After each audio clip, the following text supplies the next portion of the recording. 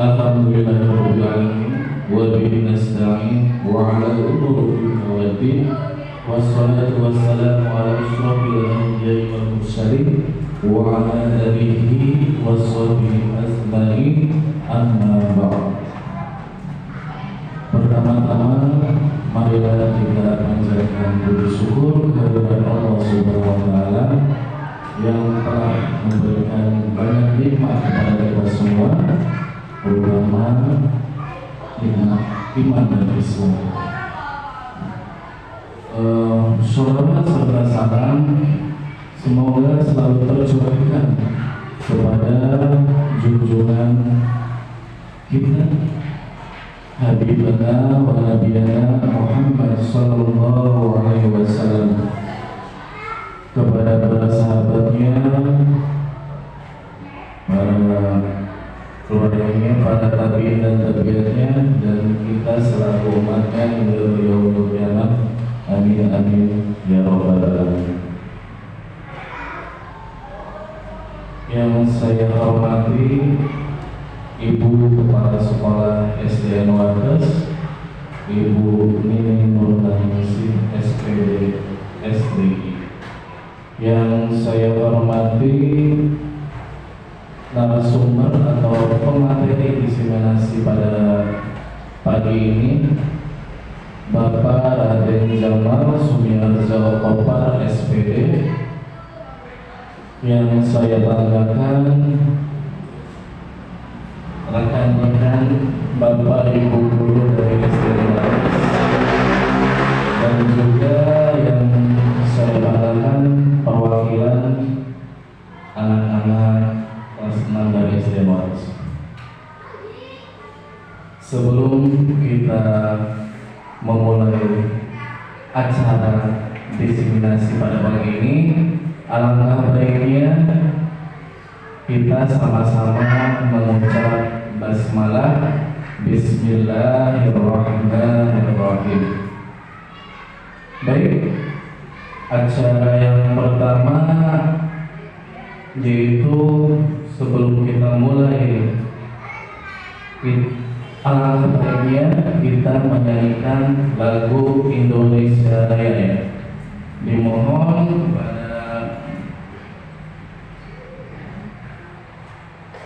seluruh hadirin yang hadir untuk berdiri untuk kita sama-sama menyanyikan lagu Indonesia Raya.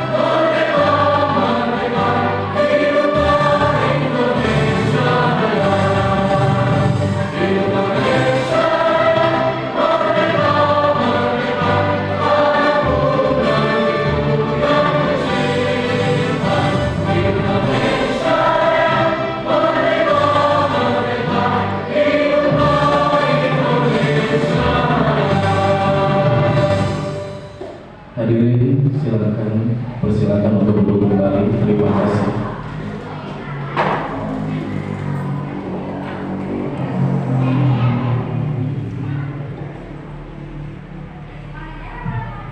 Baik, sebelum menginjak ke acara berikutnya. Saya lupa terlebih dahulu belum memperkenalkan diri. Saya di sini sebagai moderator dari diseminasi ini. Acara selanjutnya yaitu sambutan dari Ibu Kepala Sekolah, Ibu Nurnaningsi SPD SDI. Waktu keempat, saya persilakan.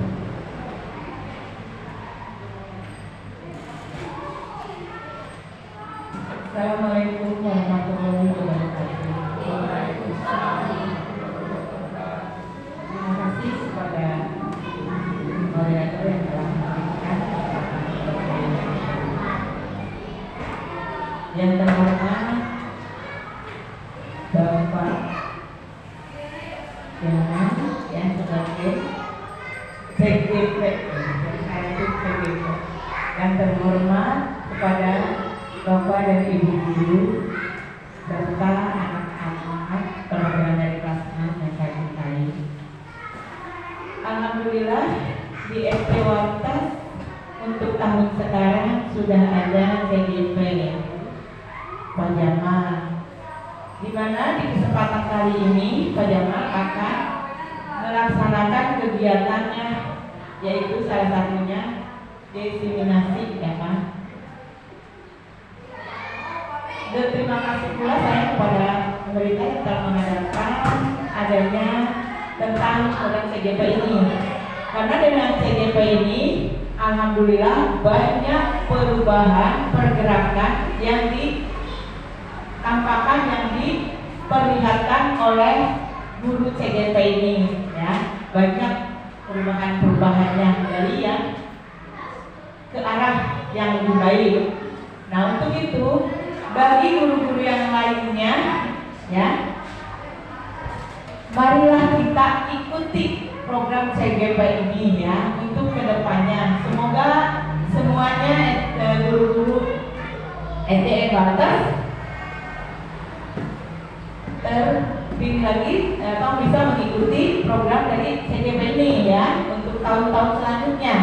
Karena bisa kita lihat, ya, Bapak-bapak, Ibu, perubahan yang ditampakkan, diperlihatkan oleh guru CGP ini lebih aktif, lebih kreatif, ya, lebih juga berwawasan, ya.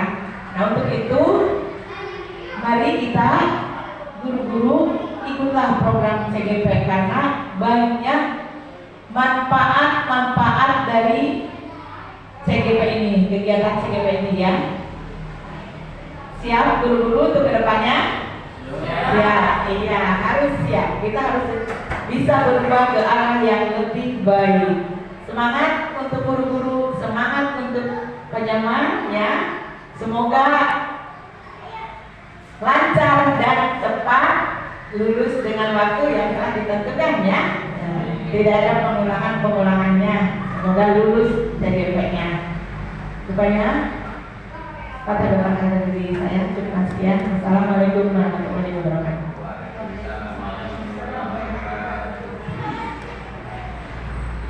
Terima kasih atas sambutannya dari Ibu Kepala Sekolah. Selanjutnya langsung ke acara inti, yaitu pemaparan materi diseminasi penerapan budaya positif yang akan langsung disampaikan oleh Bapak Raden Jalmal Sumiarji Oktober SPD selaku CGP Angkatan 10. Waktu dan tempatnya saya persilakan. Baik, Assalamualaikum warahmatullahi wabarakatuh. Terima kasih atas waktu yang telah diberikan oleh Bapak Moderator. Dalam kesempatan hari ini saya akan melaksanakan yaitu diseminasi tentang budaya positif, ya, yang mana di sini yaitu menyebarkan pemahaman dan penerapan pengalaman yang positif. Baik Bapak dan Ibu guru hebat, ya. Dengan adanya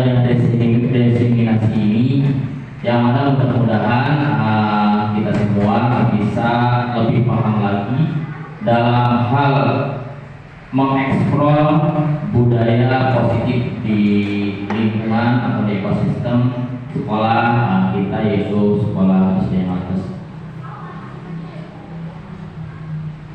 Sebelumnya ayo kita simak dulu tujuan pendidikan ya. Kita sama-sama tahu ya, dan sama-sama ingat juga menurut Ki Hajar Dewantara yaitu tujuan pendidikan adalah menuntun segala kodrat yang ada pada anak agar mereka dapat mencapai keselamatan dan kebahagiaan yang setinggi-tingginya, baik sebagai manusia maupun sebagai anggota masyarakat.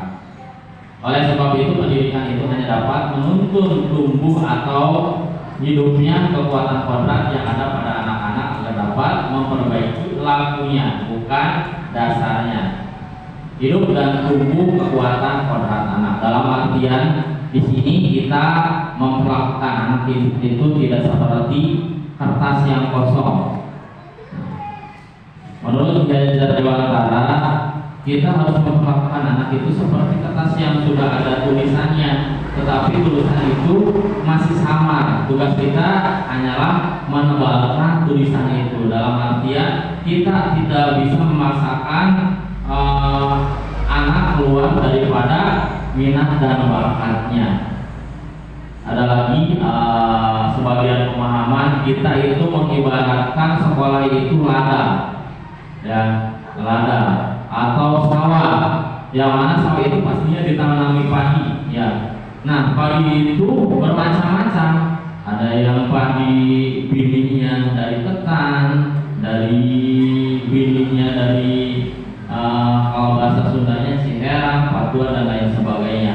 Nah, apabila bini itu kita tanamkan, otomatis itu sudah membawa karakter masing-masing.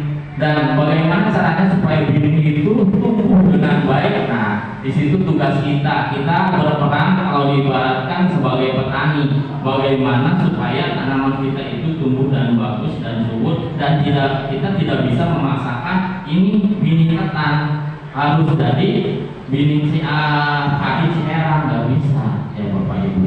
Nah, di situ tugas kita sebagai petani untuk bagaimana caranya supaya bini ketan ini tumbuh menjadi padi ketan yang baik dan berkualitas. Nah, itu Bapak Ibu guru menurut pandangan Ki Hajar Dewantara. Selanjutnya budaya positif. Nah, tentunya di lingkungan sekolah khususnya kita harus memperbanyak membiasakan budaya positif. Yang mana budaya positif di sekolah yaitu nilai dan kebiasaan di sekolah yang berpihak pada murid agar mereka dapat berkembang menjadi kritis, berhormat dan bertanggung jawab sesuai dengan profil pelajar Pancasila. Ini juga terkait dengan visi dan misi sekolah, ya, bagaimana kita bisa mengimplementasikan visi dan misi sekolah kita melalui budaya yang positif. Okay. Selanjutnya yaitu konsep utama budaya positif. Di sini ada 7 poin, ya, konsep utama budaya positif. Yang pertama yaitu perubahan paradigma belajar. Yang kedua yaitu disiplin positif. Yang ketiga kebutuhan dasar manusia. Yang keempat motivasi perilaku manusia. Yang kelima restitusi posisi kontrol guru.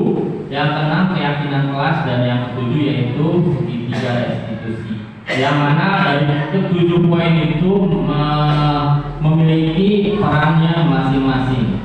Baik, selanjutnya yaitu kita akan melihat perubahan paradigma belajar, ya, di mana dalam membangun budaya positif di sekolah dapat menyediakan lingkungan yang positif, aman dan nyaman agar siswa mampu berpikir, bertindak dan mencipta dengan merdeka, mandiri dan bertanggung jawab.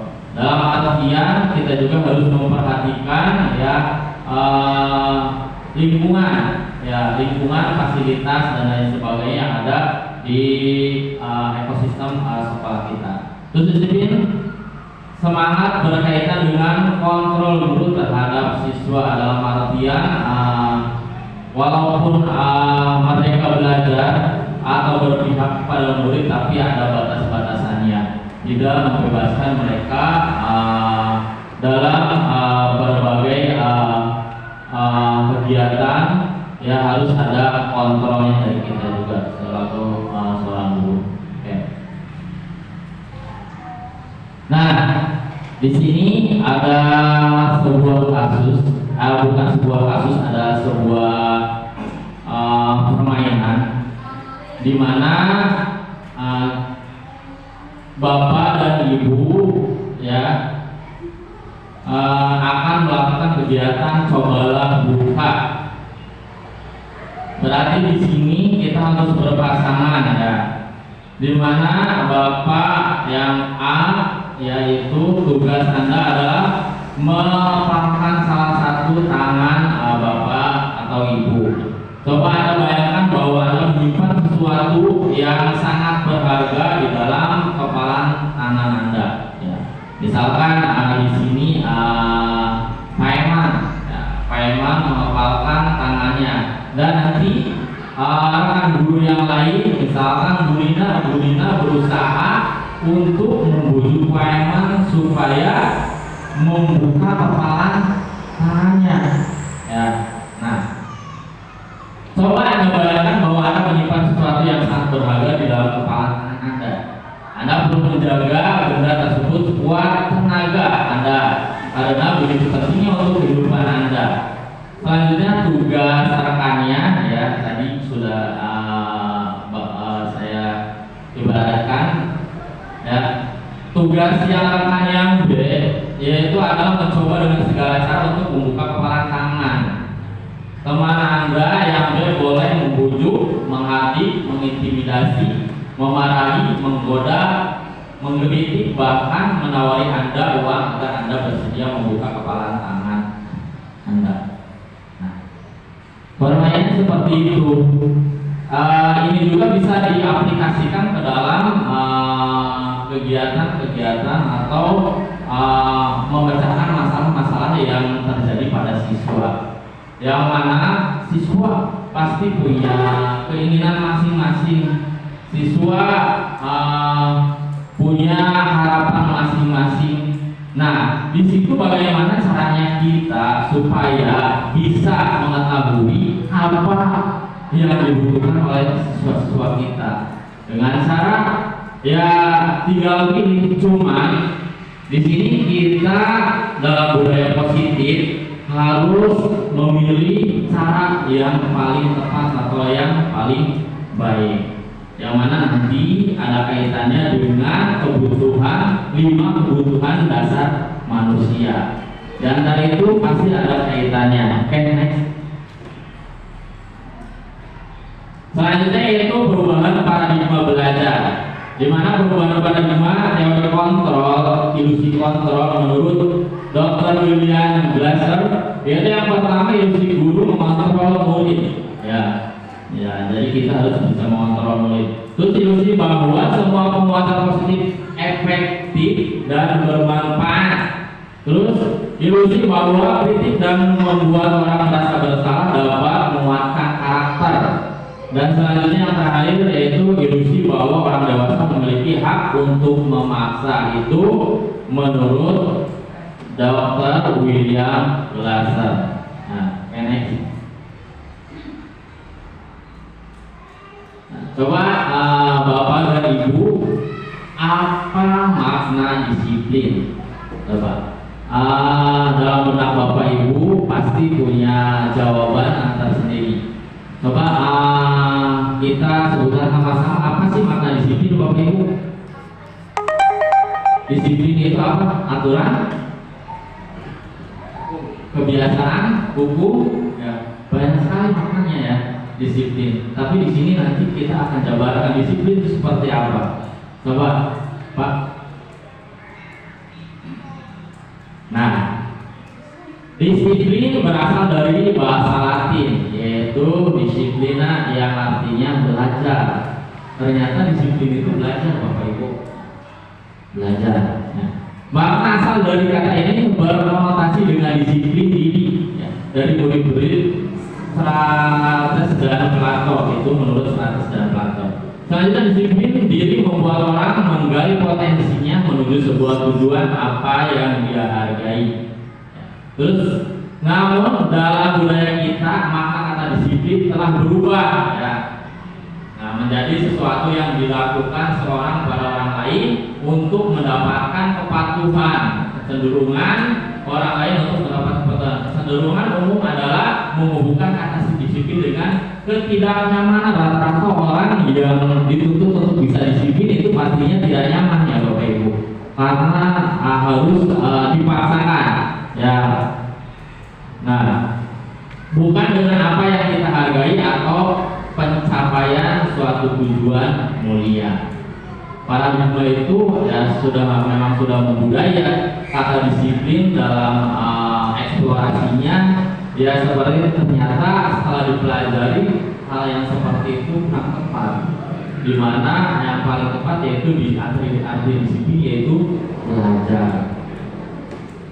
Jadi bagaimana supaya caranya siswa-siswi kita bisa disiplin tanpa ada paksaan ya, dengan merasakan kenyamanan yang mana nanti di sini kita akan mempelajari tentang keyakinan kelas ya. Keyakinan kelas ya. Keyakinan kelas yang isinya hampir sama dengan peraturan, cuman ini lebih halus lagi kalau kita menggunakan bahasa keyakinan kelas. Baik, next.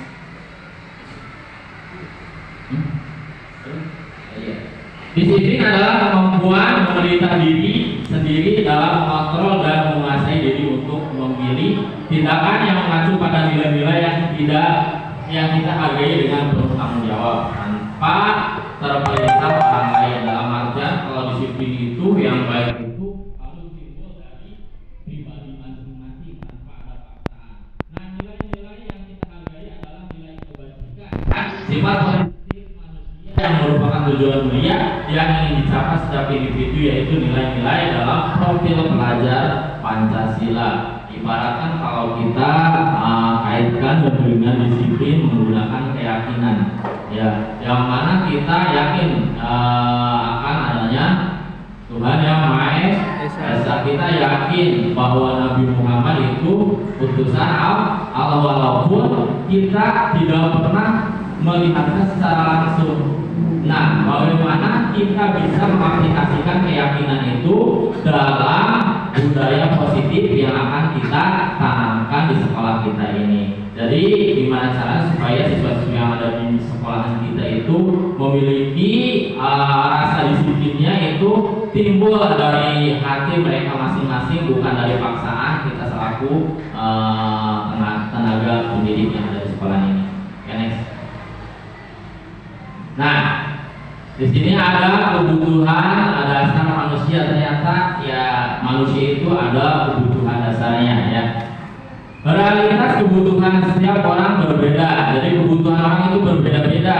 Nah, kita harus berusaha memahami pandangan orang lain tentang dunia. Setiap orang memiliki gambaran yang berbeda-beda. Ya, antara orang kaya dan orang miskin itu kebutuhannya berbeda ya Bapak Ibu. Antara kita yang organ tubuhnya komplit sama organ tubuhnya tidak komplit itu memiliki kebutuhan dasar yang berbeda juga. Nah, makanya di sini kita akan mempelajari 5 kebutuhan dasar manusia. Oke.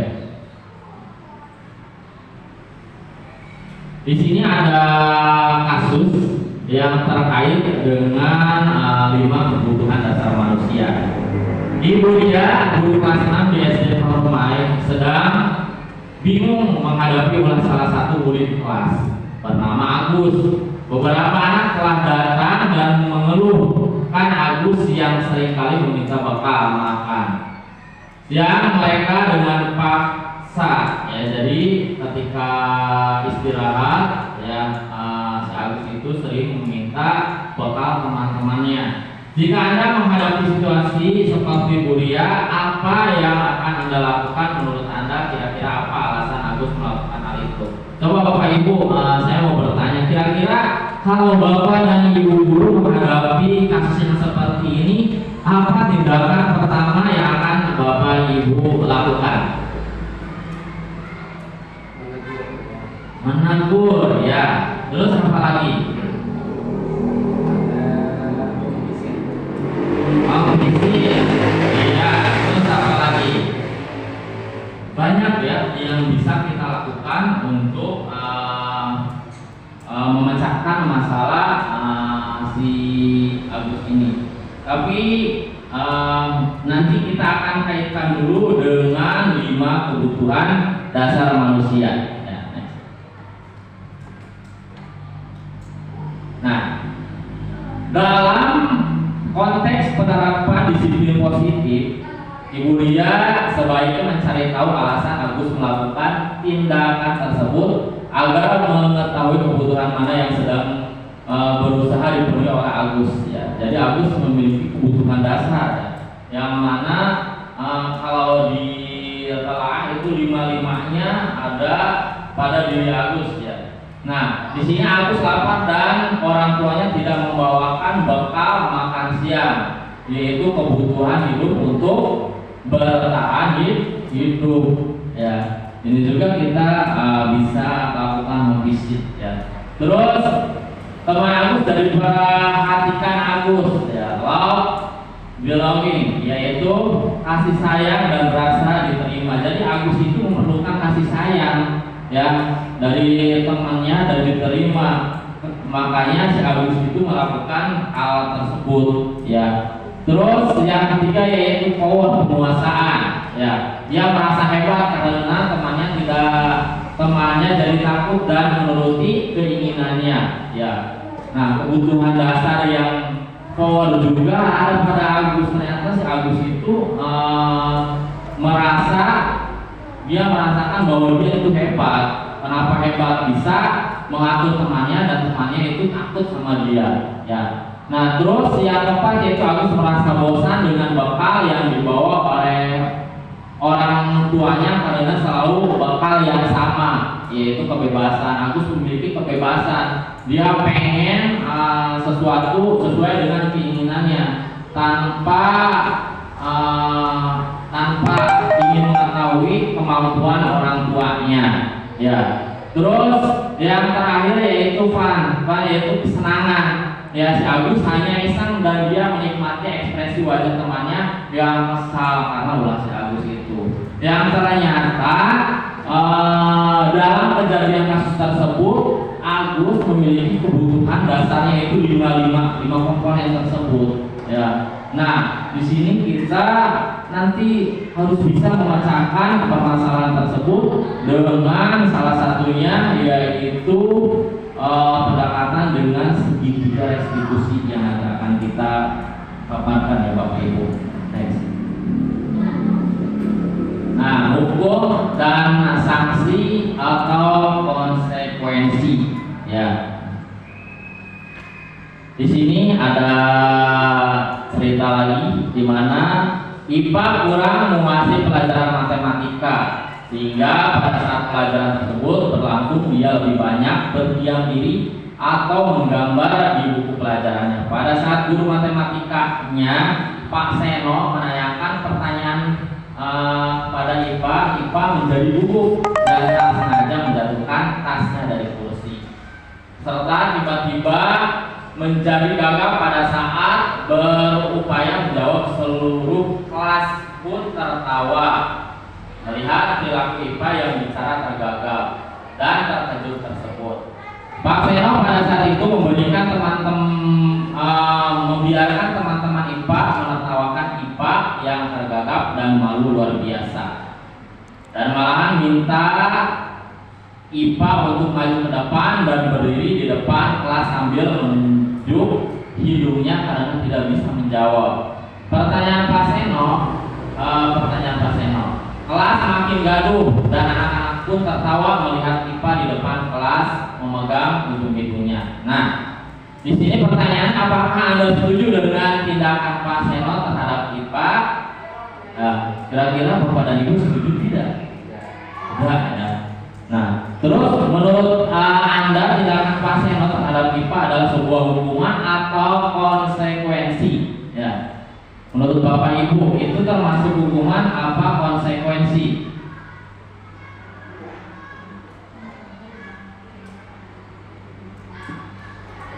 hukuman ya. Nah, karena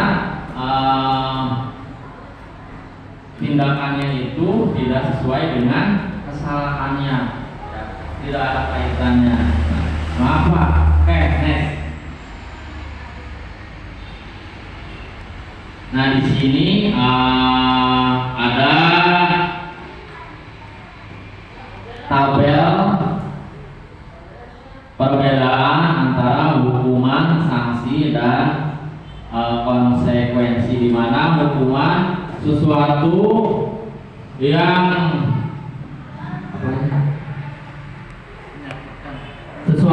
menyakitkan harus terjadi, itu terjadi pada hukuman. Sedangkan konsekuensi yaitu sesuatu harus terjadi, dan restitusi merupakan pilihan ya. Oke, next. Itu perbedaan antara hukuman dan sanksi. Semua poin yang keempat yaitu semua perilaku memiliki tujuan. Teori motivasi perilaku manusia yaitu motivasi eksternal, yang mana pasti kita punya pertanyaan apa yang akan terjadi apabila saya tidak melakukannya, itu termasuk motivasi eksternal. Terus ada lagi yang kedua masih sama motivasi eksternal, yaitu pasti timbul pertanyaan apa yang akan saya dapatkan apabila saya melakukannya. Berarti itu motivasinya karena faktor eksternal. Sedangkan motivasi yang internal yaitu dengan tujuan disiplin positif, pasti kita akan memiliki pertanyaan, saya akan menjadi orang yang seperti apa bila saya melakukannya. Dalam artian itu tumbuh dalam diri pribadi masing-masing. Ya, itu disiplin termasuk disiplin yang positif. Oke. Nah, di sini kita akan berlatih ya untuk menentukan kejadian ini, termasuk hukuman apa konsekuensi ya Bapak Ibu. Yang pertama yaitu mencatat 100 kali di dalam buku kalimat saya tidak akan terlambat lagi karena terlambat sekolah. Kira-kira itu termasuk hukuman atau konsekuensi? Konsekuensi ya. Coba Pak Yuda dicatat dulu, katanya konsekuensi ya. Terus lari mengelilingi lapangan basket 2 kali karena terlambat hadir sekolah ya, karena terlambat sekolah, itu termasuk hukuman apa konsekuensi ya? Hukuman. Hukuman ada, yang konsekuensi ada. Terus membersihkan coretan yang dibuatnya di meja tulis. Hukuman apa konsekuensi Bapak Ibu? Nah, mengobrol dengan teman. Hukuman. Nah, terus murid diminta bertelanjang kaki sepanjang hari karena tidak menggunakan sepatu warna hitam sesuai peraturan sekolah. Konsekuensi. Oke. Berdiri di depan kelas sambil mengangkat kaki satu karena tidak bisa menjawab pertanyaan. Hukuman. Terus yang terakhir membersihkan tumpahan air di meja tulis karena tersenggol pada saat belajar. Konsekuensi. Oke, mari kita cek jawabannya seperti apa ya Bapak Ibu.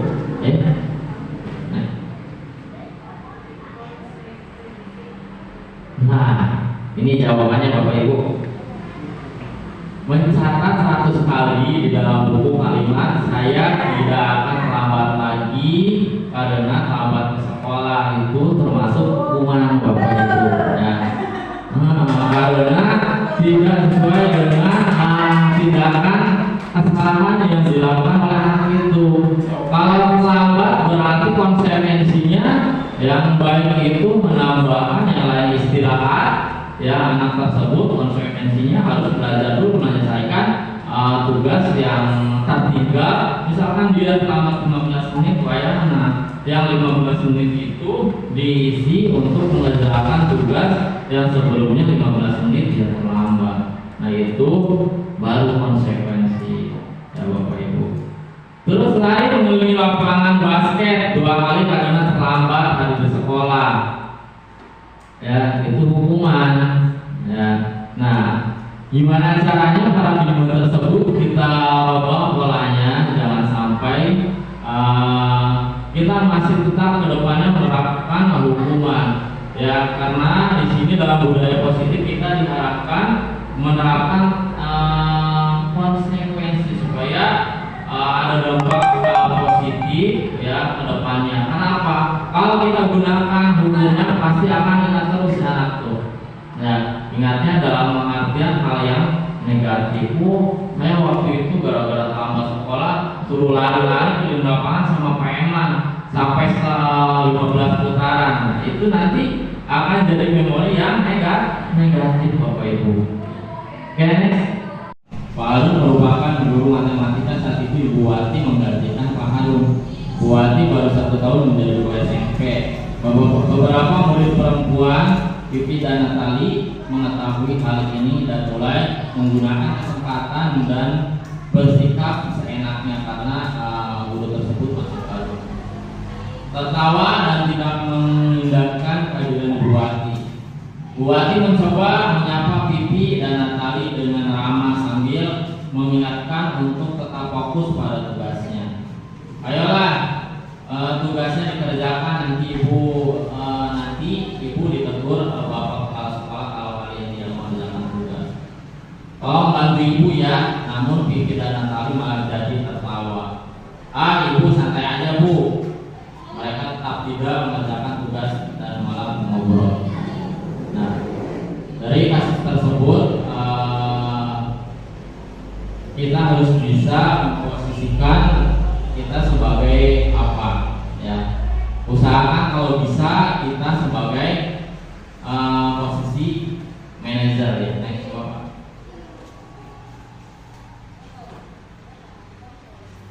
Next.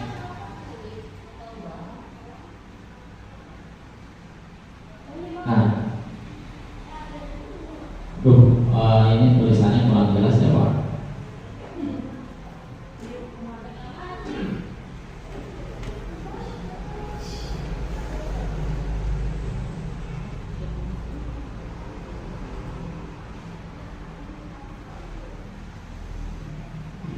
Dilewat aja.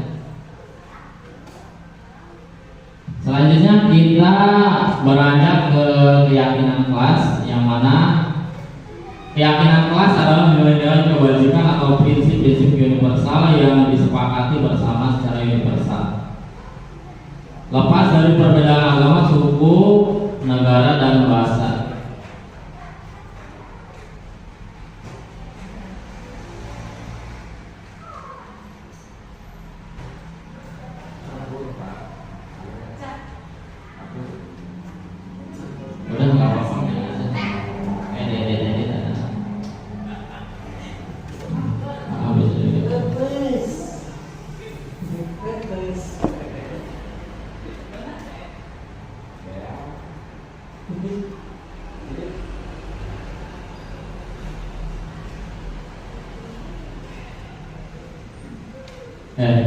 Menurut Goshen tahun 1998, suatu keyakinan akan lebih memotivasi seseorang dari dalam atau intrinsik seseorang akan lebih bersemangat untuk menjalankan keyakinannya daripada hanya sekedar mengikuti peraturan itu menurut Goshen ya, terkait dengan keyakinan kelas.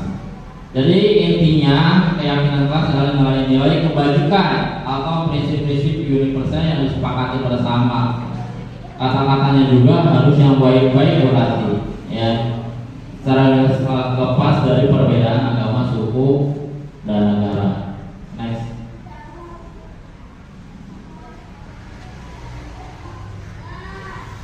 Nah, budaya positif ya itu sangat berkaitan dengan lingkungan yang positif, keyakinan kelas, dan peraturan kelas ya.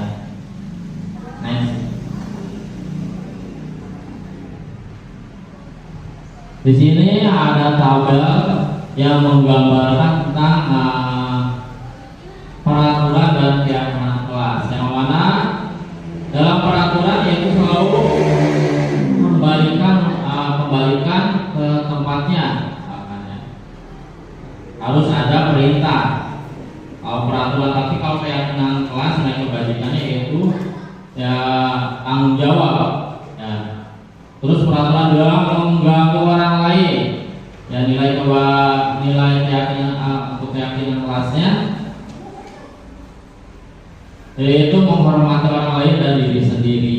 Terus ada di sekolah 15 menit sebelum pelajaran dimulai. Untuk keyakinan kelasnya itu menghormati orang lain, komitmen pada tujuan berkomitmen. Terus kalau peraturan dilarang melakukan kekerasan, tapi keyakinan kelas yaitu keselamatan, menghormati orang lain. Udah ada cakupannya untuk keselamatan, berarti kita tidak boleh melakukan kekerasan, menghormati orang lain. Jadi kita harus saling menghormati. Itu bentuk keyakinan kelas. Dalam artian kata-kata daripada keyakinan kelas itu lebih halus ya, lebih halus dan tindakannya juga timbul dari tanggung jawab pribadinya masing-masing, bukan karena terpaksa ya, karena ada aturan. Oke, next. Pembentukan keyakinan kelas.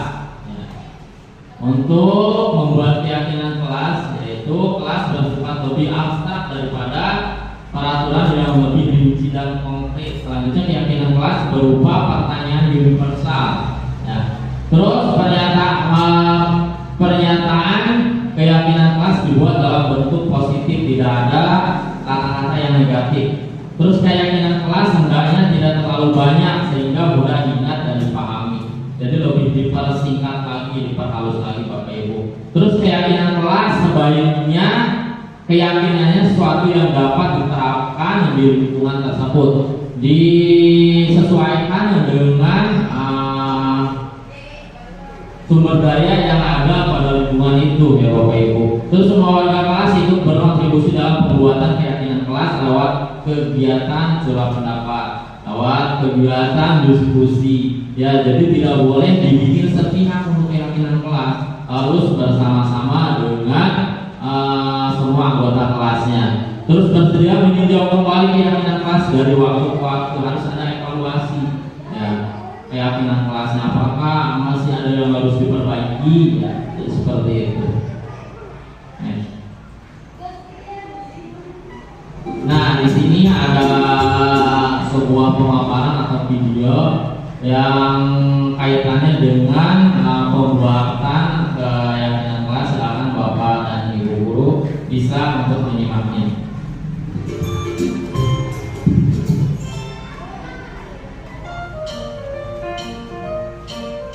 Halo, Bapak Ibu calon guru penggerak. Video ini akan menampilkan 6 panduan yang dapat diterapkan dalam menyusun kesepakatan kelas. Mari kita simak bersama. Izinkan murid untuk menyampaikan masalah yang dihadapi saat ia berada di kelas dan harapan kelas yang membuatnya nyaman. Hal ini bisa dilakukan secara individu, berkelompok, atau dari sudut kelas. Seperti apa kelas impianmu? Ceritakan kelas impianmu. Bagaimana kondisi kelas, teman-temanmu, dan guru impianmu? Kelas yang baru. Bertanyalah harapan tentang kelas. Apa yang diharapkan tentang kondisi kelas, tentang gurunya, dan teman-teman di kelas. Kemudian tulis hasil diskusi tersebut di papan atau dalam poster. Hal ini memberi kesempatan murid dilibatkan dalam mengatur kelas. Cara ini menjadi lebih efektif dibandingkan hanya memberitahukan hal apa saja yang dilarang dilakukan. Menurut kalian, apa yang harus kita lakukan untuk mencapai kelas impian kita? Lakukan diskusi untuk mendapatkan umpan balik dari murid. Perjelas tentang kesepakatan kelas. Penting jika kesepakatan kelas berisi aturan yang murid percaya dan bisa dilakukan, baik sebagai individu maupun dalam kelompok. Pastikan bahwa semua daftar memang diperlukan dalam proses belajar mengajar. Jika ada yang terlewati, pandu murid untuk menambahkan tujuan lain yang terlupakan atau menghapus tujuan yang tidak utama. Buatlah poster atau tabel yang menampilkan kesepakatan kelas yang disetujui di akhir. Kesepakatan kelas dibuat dapat berupa panduan tingkah laku berupa kata yang positif. Misalnya, jangan berlari berubah menjadi berjalan dengan hati-hati. Hindari kata jangan dan dilarang. Pada poin pertama, murid sepakat saling mendengarkan antara guru dan murid. Guru bisa menuliskan berupa gambaran tingkah laku yang diharapkan dari kesepakatan. Misalnya, kami guru dan murid yang saling menyayangi. Buatlah penekanan pada sifat positif dalam kesepakatan kelas tersebut, yaitu saling menyayangi.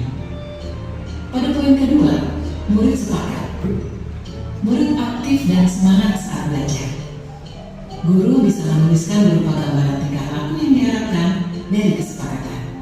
Misalnya, kami murid yang semangat belajar. Buatlah penekanan pada sifat positif dalam kesepakatan kelas tersebut, yaitu semangat. Pada poin ketiga, murid sepakat saling membantu jika ada yang mengalami kesulitan. Guru bisa menuliskan berupa gambaran tingkah laku yang diharapkan dari kesepakatan. Misalnya, kami murid yang peduli dengan teman-teman. Buatlah penekanan pada sifat positif dalam kesepakatan kelas tersebut, yaitu peduli. Pastikan jumlah poin kesepakatan kelas tidak terlalu banyak, sehingga mudah dipahami dan dilakukan murid.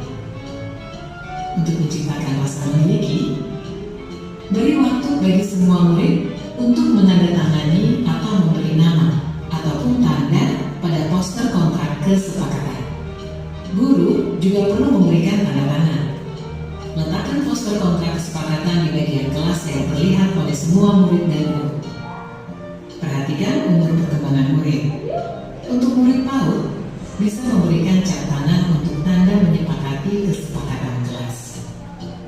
Lakukan refleksi secara rutin terkait kontrak kesepakatan kelas yang sudah disusun. Tanyakan siswa terkait perkembangan penerapan aturan dan tentukan apakah ada hal yang perlu diubah atau diperbaiki. Apakah kesepakatan kelas ini sudah dilakukan? Sudah, Bu, tapi kadang masih ada yang suka ngobrol. Ayo kita diskusikan lagi mengapa hal ini sulit dilakukan. Baik, Bu. Lakukan proses ini terutama saat pertama, awal tahun ajaran baru. Kedua, saat ada murid yang melakukan hal yang tidak sesuai kesepakatan. Ketiga, sebelum menjalankan aktivitas baru. Keempat, ketika awal masuk sekolah setelah libur panjang. Proses ini tidak akan pernah berhenti dan akan selalu dikembangkan. Seperti proses belajar yang terus berlangsung selama kita hidup. Semangat mencoba!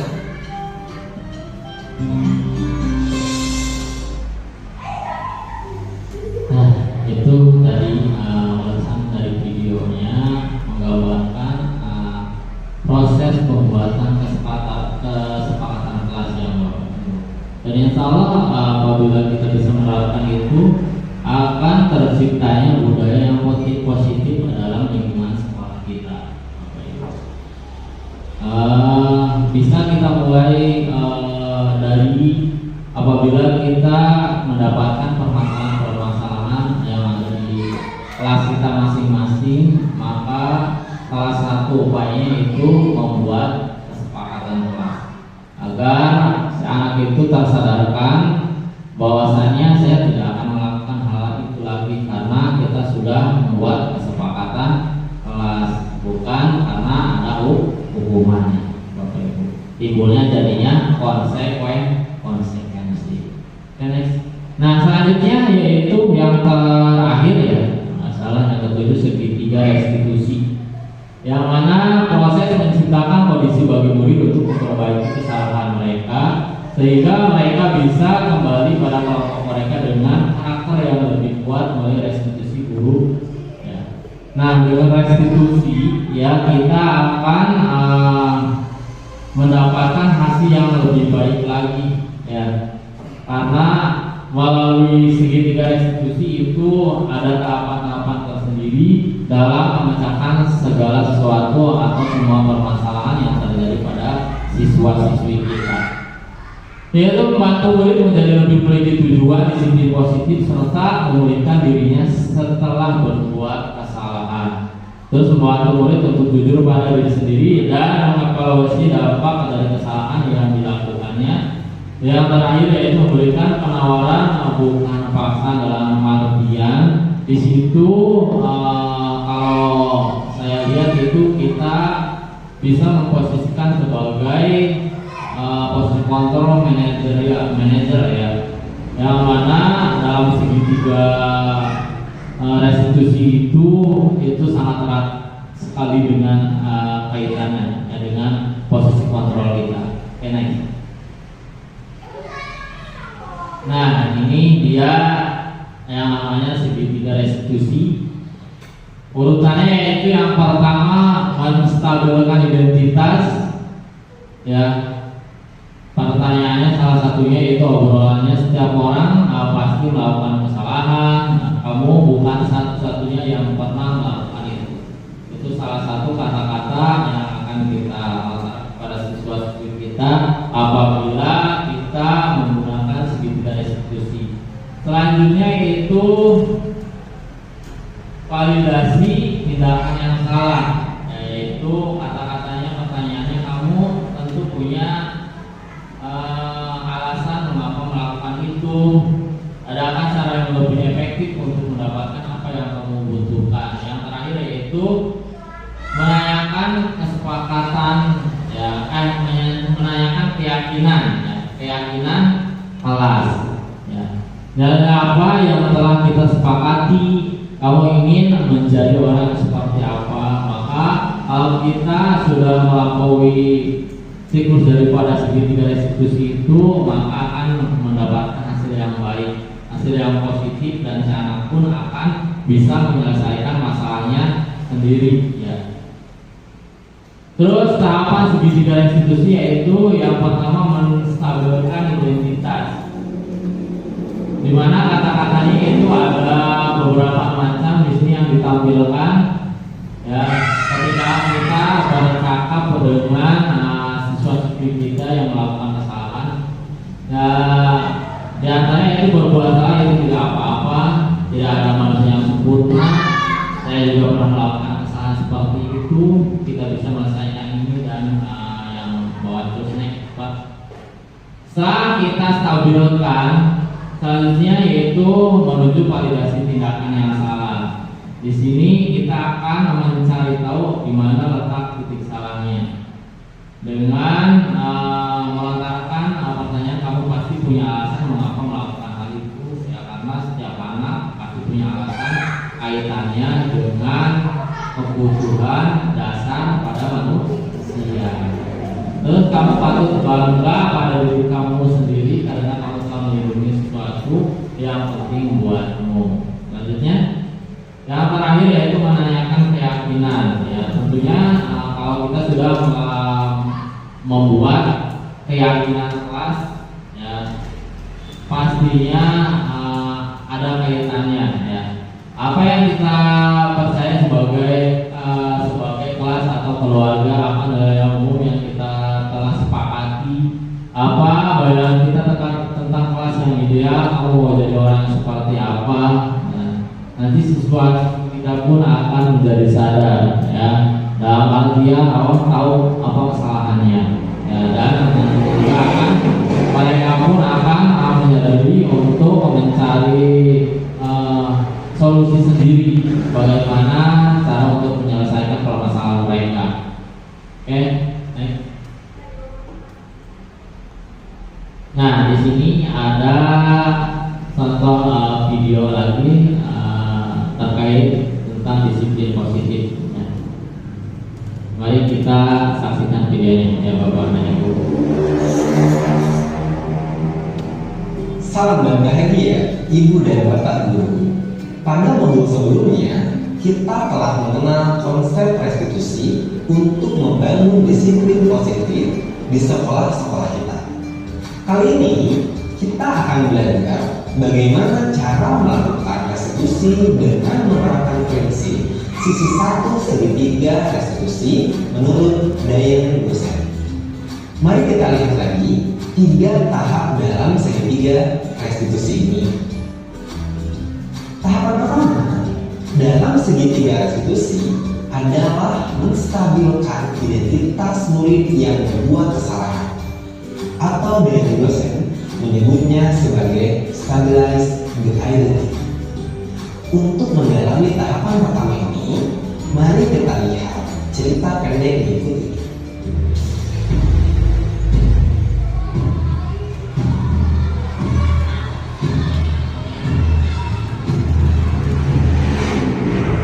Pak, saya tadi nggak ada Kasman. Saya ikut main.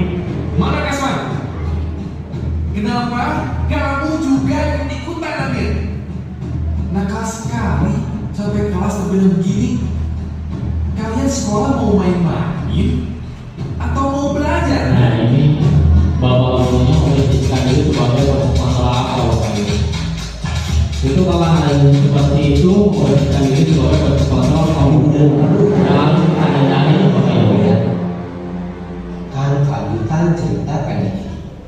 Kira-kira menurut ibu dan bapak guru, kelanjutan cerita apa yang akan terjadi setelah Pak Rustam mengeluarkan kalimat penuh amarah tadi? Apakah murid-murid akan bersikap kooperatif dan membersihkan kelas? Apakah mereka membersihkan kelas dengan perasaan senang dan ikhlas atau karena takut? Setelah membersihkan kelas, apakah suasana akan nyaman untuk belajar atau malah merasa segan? Mari kita lihat cerita yang kedua. Tangan saya digigit oleh Adeo. Bu, tapi Norce panggil bapak saya, Bu. Dia yang salah. Tapi sakit, Bu. Nih, ada bekas giginya. Merah lagi. Sakit, Bu. Adeo, kok dibilangin tidak boleh menggigit teman? Kenapa kamu menggigit teman? Anak pintar tidak kasar begitu ah. Sebagai hukuman, kamu berdiri di pojok kelas sampai semua teman selesai makan. Ya? Menurut ibu dan bapak guru, bagaimana kelanjutan cerita ini? Akankah Adeo merasa sedih dan gagal karena dihukum di depan teman sekelas? Apakah Adeo akan memiliki niat dari dalam diri untuk berhenti menyakiti temannya? Setelah kejadian ini, bisakah Adeo merasa nyaman dan senang di kelas? Akankah Norce belajar soal empati? Nah, ibu dan bapak guru, mari kita simak 2 cerita tadi dalam versi yang lain. Nah ini dalam versi positifnya bapak ibu. Maaf Pak, saya tadi nggak ada Kasman. Saya ikut main. Waktu sekolah dulu, Bapak juga senang sekali ikut main dengan teman-teman, apalagi bermain air.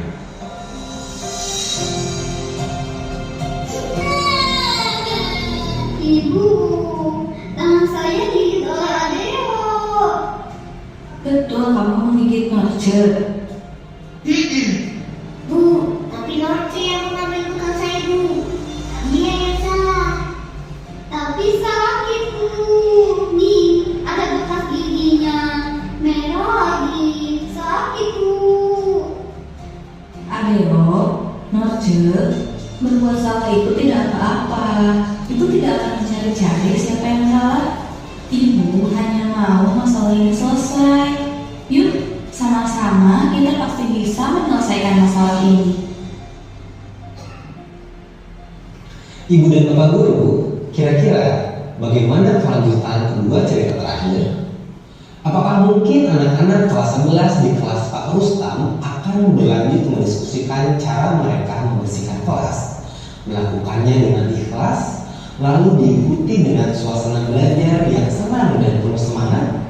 Bagaimana dengan Adeo dan Norce? Apakah akan tergali mengapa sebenarnya Adeo menggigit Norce? Ketika sudah memahami sebabnya, mungkinkah Bu Belen mendorong keduanya untuk mendiskusikan suasana kelas yang nyaman untuk kedua belah pihak. Tahapan pertama segitiga restitusi menstabilkan identitas, merupakan dasar dari segitiga restitusi yang bertujuan mengubah identitas anak yang bersalah dari orang gagal menjadi orang sukses. Teori segitiga restitusi percaya jika kita sebagai guru malah mengkritik kesalahannya, kita akan membuatnya tetap ada di posisi gagal. Berada di posisi identitas gagal membuat anak cenderung menyalahkan orang lain, tidak mau mendengarkan saran, dan sibuk mempertahankan diri ketimbang mencari solusi. Kita bisa menjadi guru proaktif yang berusaha meyakinkan anak dan membawanya keluar dari kegagalan dengan mengatakan kalimat-kalimat berikut. Berbuat salah itu tidak apa-apa. Tidak ada manusia yang sempurna. Ibu atau bapak guru juga pernah kok melakukan kesalahan itu. Kita bisa menyelesaikan masalah ini. Ibu atau bapak guru tidak tertarik pada kesalahanmu, tapi bagaimana mencari solusi dari kesalahan ini. Kamu berhak kok merasa begitu. Kita sudah mencoba yang terbaik yang bisa kita coba. Tidak apa-apa, namanya juga belajar. Kita perbaiki lagi sama-sama. Bukan kamu saja yang tidak berhasil dalam pembelajaran ini. Dengan menyampaikan kalimat-kalimat tersebut ketika murid melakukan kesalahan, kita berusaha memberi pemahaman pada murid-murid bahwa kesalahan merupakan bagian dari pembelajaran.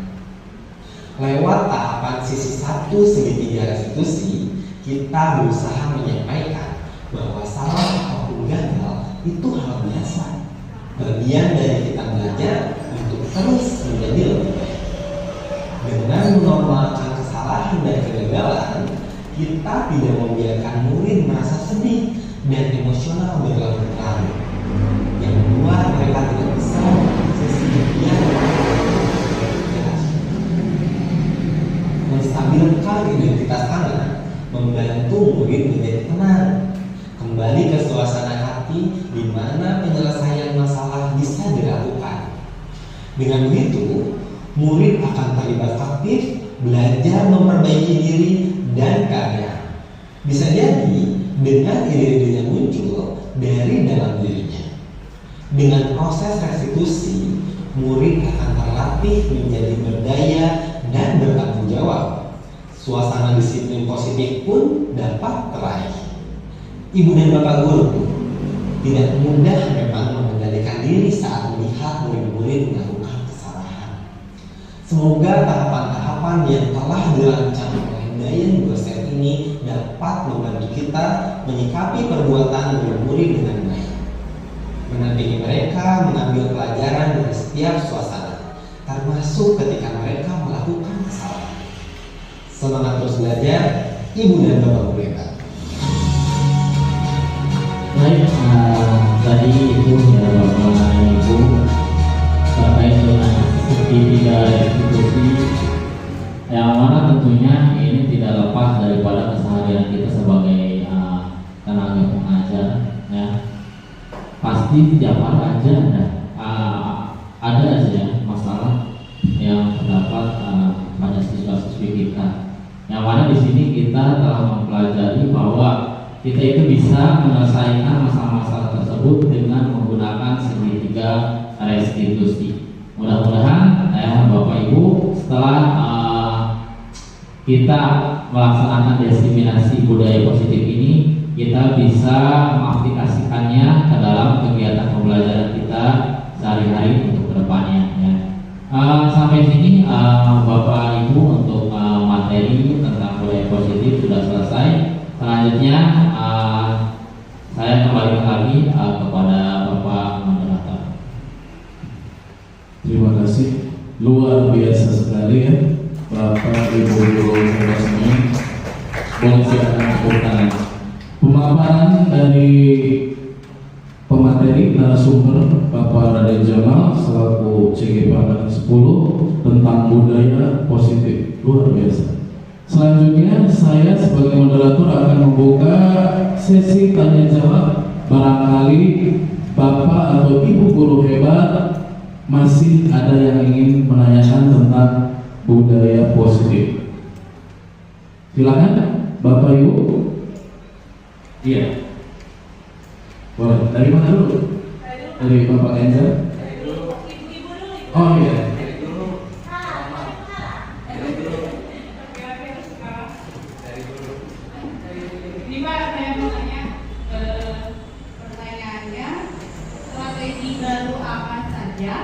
Yang dapat dilakukan untuk menerapkan budaya positif di sekolah Anda dengan memanfaatkan berbagai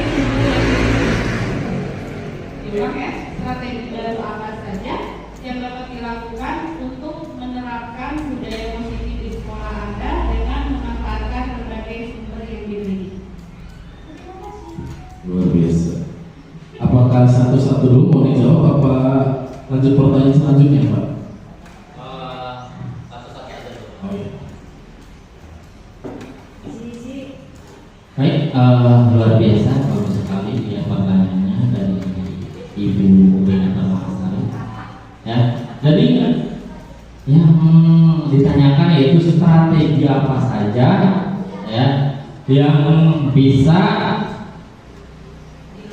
dilakukan dalam untuk menerapkan budaya positif ini ya. Nah, strategi yang dapat dilakukan ya yaitu mengikuti alur bagja, yang mana alur bagja itu terdapat pada pembentukan visi kita terlebih dahulu ya Bapak Ibu, yang berdasarkan pendekatan inquiry apresiatif ya, yang IA itu yang pernah waktu itu saya paparkan ketika kita diskusi penyusunan visi ya, itu salah satunya ya. Strateginya yaitu dengan melakukan alur bagja, jadi kita mengetahui apa yang kita miliki atau apa yang sekolah kita miliki ya.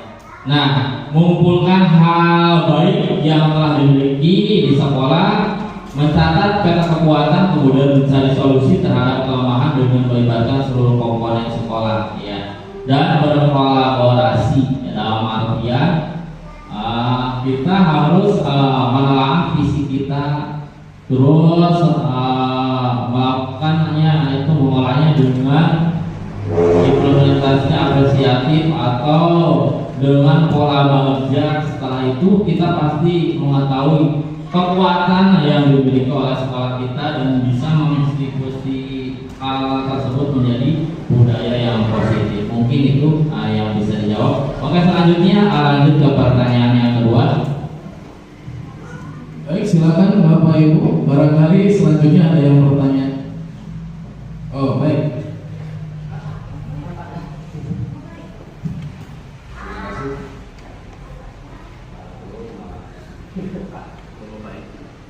Baik, dari paparan-paparan tadi yang dari awal sampai akhir,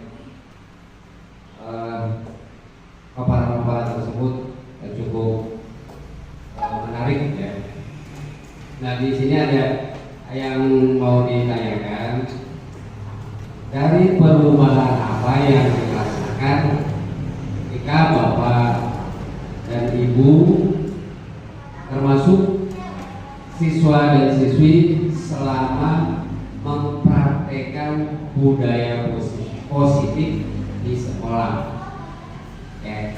Jadi perubahan apa yang dirasakan Bapak atau Ibu dan juga siswa-siswi selama mempraktekkan budaya positif di sekolah Anda atau Bapak dan Ibu? Terima kasih. Baik, terima kasih. Selanjutnya akan dijawab oleh Pak Jam. Baik, terima kasih Bapak dan Ibu debat, luar biasa, bagus sekali pertanyaannya. Itu terkait dengan perubahan apa yang akan kita rasakan setelah kita menanamkan budaya positif tersebut dalam lingkungan sekolah kita. Nah, perubahan yang saya rasakan adalah ketika saya sudah melaksanakan budaya positif itu, komitmen dari teman-teman guru untuk memberikan keteladanan sikap untuk dicontohkan kepada anak didiknya dengan cara salah satunya budaya disiplinnya, ya. Nah, contoh kecilnya kita membiasakan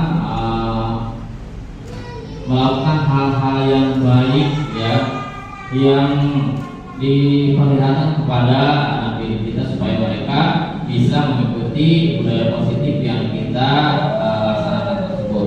Selain itu adanya perubahan mindset pendidikan, yaitu tidak menakut-nakuti murid dengan memberikan hukuman jika melakukan kesalahan dan tidak membudayakan tugas ya sesuai dengan norma basic. Ya, jadi seperti itu. Jadi tidak adanya menghilangkan rasa takut pada anak bahwasanya kalau saya melakukan ini saya pasti dihukum. Jadi gimana caranya supaya timbul kesadaran diri pada anak yang mereka tidak takut hukuman, dalam artian cenderung mereka merasa rugi apabila tidak melaksanakan itu. Ya, itu nanti yang akan kita rasakan ketika kita bisa melaksanakan budaya positif di lingkungan sekolah kita. Ya, mungkin itu saja. Ya, dikarenakan waktunya juga sudah 1 jam, ya, sesuai dengan kesepakatan kita laksanakan diseminasi budaya positif ini kurang lebih 1 jam. Maka dengan ini pertanyaan juga ditutup, ya, Bapak dan Ibu. Dan mudah-mudahan Bapak dan Ibu tidak merasa puas atas pemaparan materi yang saya paparkan, dan mudah-mudahan Bapak dan Ibu juga bisa menggali lebih dalam lagi terkait dengan materi budaya positif ini. Baik, akhir kalam dari saya, dan saya akan mengembalikan kepada moderator untuk menutup acara diseminasi budaya positif ini. Assalamualaikum warahmatullahi wabarakatuh. Luar biasa. Terima kasih kepada pemateri pada acara diseminasi ini, yaitu Bapak Raden Jamal Sumirjo Akbar SPD selaku CGP angkatan 10. Semoga setelah kita selesai di acara diseminasi ini, kita semua Bapak Ibu guru hebat bisa merefleksikan diri kita untuk bagaimana cara menerapkan budaya positif itu di sekolah kita. Sebelumnya mohon maaf apabila ada kata atau sikap yang kurang berkenan dari saya selaku moderator ataupun mewakili pemateri, mohon dimaafkan. Sebelum menutup acara ini, mari kita sama-sama mengucap Alhamdulillahirabbil alamin. Wallahu muwaffiq ila aqwamit thoriq. Wabillahi taufiq wal hidayah. Wassalamualaikum warahmatullahi wabarakatuh. Cek.